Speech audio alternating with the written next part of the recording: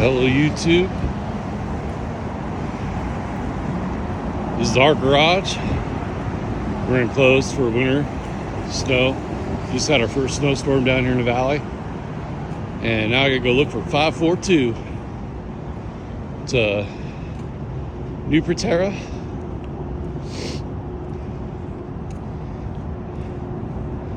But it's got comfy seats. It was originally used for our commuter route, but doesn't do very good on the highway. Anyway, I'll add more to this. I gotta go.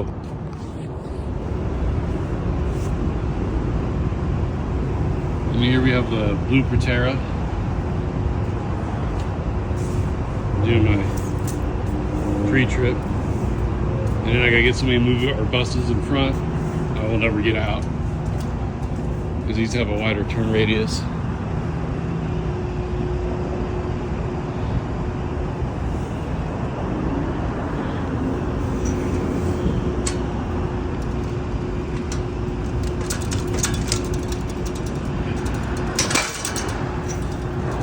Well, it's a good thing we do these pre-chips.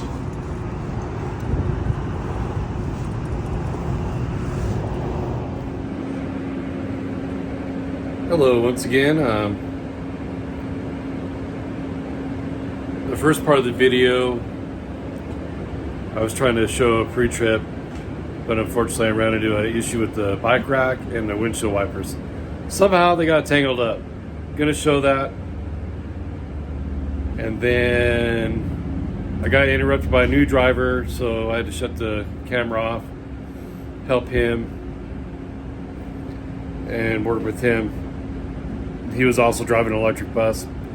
They don't get much training. They just run them through like a school and throw you on the stove and watch you dance. So when I'm training, I try to get an electric bus that at least when they drive it, they know what they're doing. Because my philosophy is, if you can drive an electric bus, all the other ones that we have to work with is easy to drive. Our new Flyers, our old Gilligs, our Gillig diesel hybrids, it all works out. This is the inside of our regional connector Proterra bus. There's 4 of them. They still are used to go from Reno to Carson City. They got nice, comfortable seats, makes it enjoyable. And then we have the typical fare box, just like our other buses. A modern day transit master. It tells us when we can stop,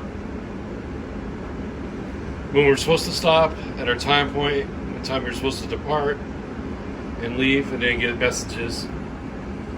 And because I'm driving an electric bus today and I'm down to like 45%, and it's funny how they say electric buses are the way to go. They're not. In the wintertime, we're supposed to get like 150 mile range, but we don't. We get like 60 to 80. And I started out this afternoon with 86%. So briefly go over the controls. This is our dashboard. There's a setting where you can change the screen. Right now I have it on my air tanks. We also have an analog gauge that does an average of all 3 tanks. But then we also have a digital portion of it, which is on the screen right now, the 3 green bars you see down there. And I'm mainly doing that because my auxiliary tank sometimes just wants to drop air when I have the chains deployed. Don't really need them, but where I'm at right now, I'm at the university. It's snow and ice right now, so I usually put them down just to play it safe. Because last thing I want to do is slide into another car. Then we have our mirror. And then the buttons for the front and rear door.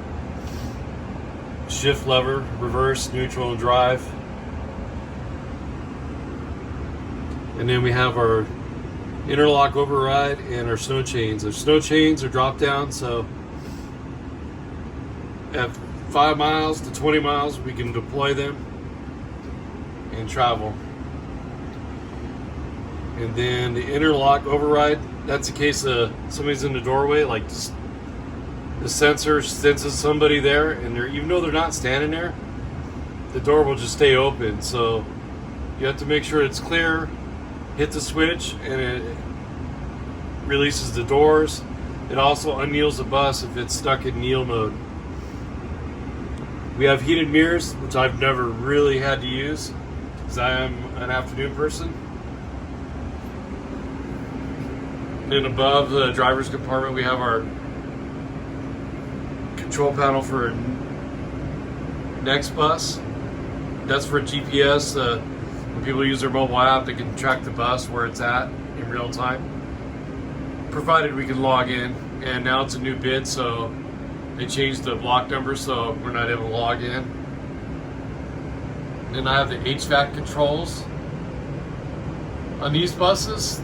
This particular bus, we can control the temperature, whereas the other ones that we offer is done by the shop. The mechanic has control of that. These we have control of, but it's constantly running because every time we open the door, open and close the doors, it lets out the cold air, or brings in cold air, and so it's got to try to recycle that as for heat. So briefly, I'm going to try to show you guys the outside of the bus. It is freaking cold. It's like 27 degrees.